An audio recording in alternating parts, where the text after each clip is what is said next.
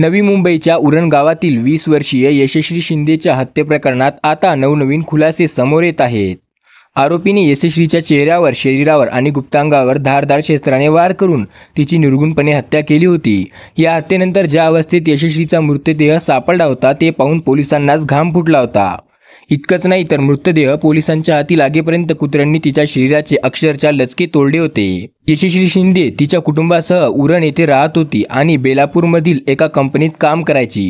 गुरुवारी सकाळी नेहमीप्रमाणे यशश्री घरातून कामावर निघाली, मात्र ती परतलीच नाही। त्यामुळे कुटुंबियांनी तिचा शोध सुरू केला, मात्र ती काही सापडली नाही। शेवटी कुटुंबियांनी पोलीस ठाणे गाठून यशश्रीचा बेपत्ता झाल्याची तक्रार केली। या तक्रारीनंतर यशश्रीच्या तपासाला सुरुवात झाली। दरम्यान शुक्रवारी रात्री उरण पोलीस स्टेशनच्या पथकाला एक कॉल आला होता। त्यात कोटनाका परिसरात रस्त्यावर रक्ताच्या थारोळ्यात मुलीचा मृतदेह पडला असून कुत्रे तिच्या शरीराचा चावा घेत होते। कुत्र्यामुळे मुलीचा चेहरा विद्रूप झाला होता।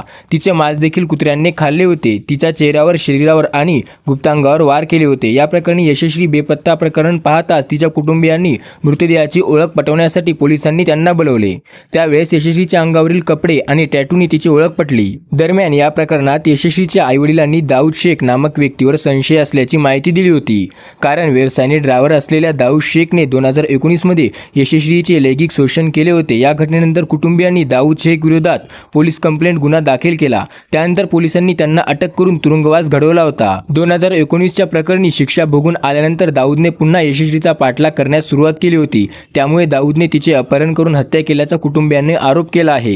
दरम्यान आरोपी हा मूळचा कर्नाटकचा रहिवासी असून त्याचा मोबाईल नंबर बंद आहे। पोलिसांनी आरोपीचा शोध घेण्यासाठी 7 पथके नेमली आहे, मात्र अद्याप पोलिसांच्या हाती काहीच लागलेले नाही। त्यामुळे नागरिकांकडून निषेध करण्याचा संताप व्यक्त केला आहे।